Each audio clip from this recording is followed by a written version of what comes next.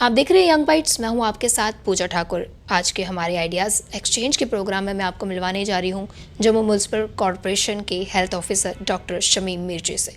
Sir, आपका स्वागत है यंग बाइट्स में। Thank you. सर, अगर आपके काम की बात की जाए एज ए हेल्थ ऑफिसर, किस तरह का काम रहता है?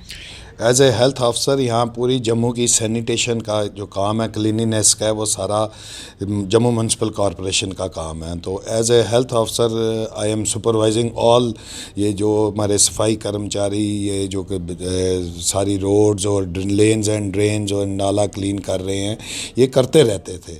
इसके बाद ये इनका काम जो था ये बड़ा एफिशिएंटली कर रहे थे और कोई प्रॉब्लम नहीं थी। अब ज़रा वर्कलोड थोड़ा ज़्यादा बढ़ गया है, इसलिए बिकॉज कोरोना वायरस का जो ये सब में पीपल में ये एपिडेमिक का जो ख़तरा पड़ गया, या वो पब्लिक सोच रही है इससे पता नहीं क्या होगा, इसका कोई इतना डरने की बात नहीं है। इसके लिए हमने स्टार्ट किया हुआ है। अब हम पूरे जो हमारे इम्पॉर्टेंट प्लेसेस हैं या पर्सन जो पॉजिटिव आए हैं या उनके पॉजिटिव्स के जो कंटैक्ट हैं, जहाँ पे उनको आइसोलेशन या क्वारंटीन में रखा हुआ है, वहाँ पे हम फॉगिंग करवा रहे हैं, हम वहाँ पे स्प्रे करवा रहे हैं। तो जिस तरह हम ये स्प्रे और फॉगिंग हमारा पहले तो हम सब जितना हमारा airport, railway station, bus stand और यात्री भवन, भगवती नगर, जितनी भी जगह लोगों का क्राउड रहता है उस जगह आपकी कोशिश रहती है कि ज़्यादा से ज़्यादा सैनिटेशन हो, ज़्यादा से ज़्यादा फॉगिंग स्प्रे कराई जाए। मुझे बताइए, आप जितनी भी फॉगिंग स्प्रे करवाते हैं, किस तरह का केमिकल यूज़ होता है ताकि अच्छे से वहाँ पे जो भी प्रॉब्लम है वो? जो हम स्प्रे करवा रहे हैं उसमें हम सोडियम हाइपोक्लोराइड 4% यूज़ कर रहे हैं। तो जो हम फॉगिंग कर रहे हैं वो that is for vector control. Vector control से मेरा ये वो है कि इसमें क्या नाम, वेक्टर कंट्रोल में डेंगू और ये लाइक मलेरिया इस टाइप का उसके लिए। फॉगिंग में जो हम करते हैं सोडियम हाइपोक्लोराइड, वो ये है कि जो सरफेस पे ये जो वायरस का डर जो फैला है वो that is on the surface, वो एयर में नहीं है। तो स्प्रे जो है हम सारे सरफेस पे कर रहे हैं। तो इससे क्या कोई इफेक्ट पड़ता है इंसान पे जो भी वहाँ पे होते हैं फॉगिंग से, या कुछ? नहीं, कोई ऐसा इफेक्ट नहीं पड़ता।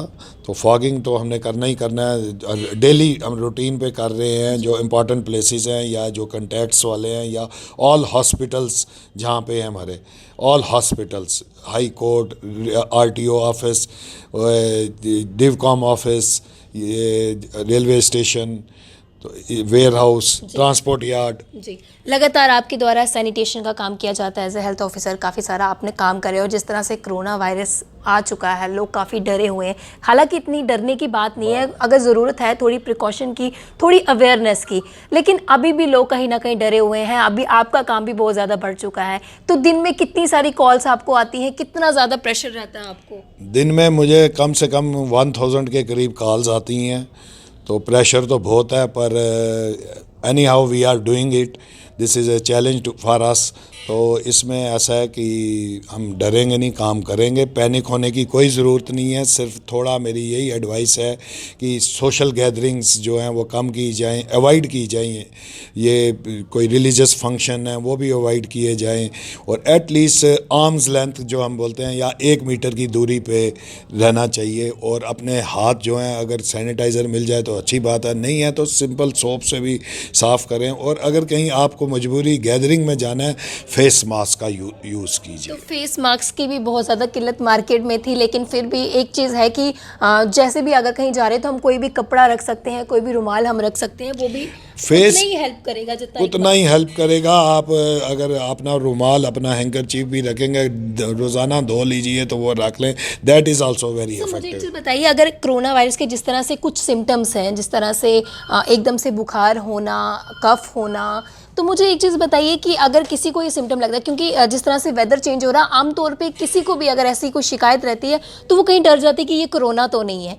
तो अगर कोरोना के सिम्टम आ भी रहे हैं तो इमीडिएटली हमें क्या एक्शन लेना चाहिए, क्या कैसी मेडिसिन खानी अगर चाहिए? तो किसी को ऐसा लगता है कोई किसी कंटैक्ट के साथ आया है या कोई फॉरेनर के साथ कंटैक्ट है, उसको इमीडिएटली हॉस्पिटल जाना चाहिए। अगर सिंपल उसको घर में, अगर वो किसी कंटैक्ट के साथ नहीं है इस कोरोना के, और सिंपल फीवर है घर में, सिंपल कोई जो भी फीवर के लिए आपने टेबलेट रखी है, पैरासीटामोल और समथिंग एल्स, वो आपको लेनी चाहिए। तो जैसे अगर कोरोना के पहले सिम्टम्स अगर शुरू हो गए, जैसे अगर किसी के कांटेक्ट में भी आया, नहीं पता होता कि कहीं हाथ लग जाता है, नहीं हाथ धोता है, तो उसको हम किस तरह से प्रिवेंट कर सकते हैं घर पे? अगर शुरू ही हो रहा होगा, ऐसी क्या मेडिसिन हम ले सकते हैं, क्या हमें लेना चाहिए घर पे ही? यहाँ से कुछ? सिंपल मेडिसिन, अगर फीवर है तो फीवर के लिए आपको मेडिसिन लेनी चाहिए। अगर फीवर के बाद आपको फीवर के साथ कफ या डिफ़िकल्टी इन ब्रीदिंग है तो आपको इमीडिएटली हॉस्पिटल जाके अपना चेकअप करवाना तो चाहिए। जितने भी दर्शक देख रहे हैं, किस तरह से आप उनको अवेयर करेंगे कि पैनिक ना हो? अगर ज़रूरत है, अवेयरनेस की ज़रूरत है, किस तरह से आप उन्हें एक अवेयरनेस करा मैसेज? उनको मैं यही कहूँगा, पैनिक होने की कोई ज़रूरत नहीं है। सिंपली आप अपने हैंड वॉश कीजिए, फेस मास्क लगाइए, सोशल गैदरिंग्स अवॉइड कीजिए, मैन टू मैन कंटैक्ट जो है अगर आपने करना भी है, किसी के साथ बातचीत करनी है, आर्म्स लेंथ की दूरी पे, 1 मीटर की दूरी पे रहें, और ये जो भी फंक्शंस हैं ये अवॉइड कीजिए। Thank you so much sir हमारे साथ जुड़ने के लिए, कीमती जानकारी देने के लिए। Thank you. तो साफ तौर से इनका कहना था कि पैनिक होने की ज़रूरत नहीं, अगर ज़रूरत है हमें प्रिकॉशन लेने की। टाइम टू टाइम इनके द्वारा तो सैनिटेशन का काम किया जा रहा है, फॉगिंग करवाई जा रही है, स्प्रे कराया जा रहा है, ये तो अपना काम करें, और आपको भी अपना काम करने की ज़रूरत है, प्रिकॉशन लेने की ज़रूरत है। कहीं भी आप किसी को छूते हैं, किसी भी जगह को छूते हैं, खाने से पहले या अपने मुँह पर हाथ लगाने से पहले ज़रूर हाथ धोएं। अगले हफ्ते फिर नई शख्सियत से आपको रूबरू करवाऊंगी, तब तक के लिए आप देखते रहे यंग बाइट्स। वीडियो जर्नलिस्ट अभिषेक बड़ू के साथ मैं पूजा ठाकुर, यंग बाइट्स जम्मू।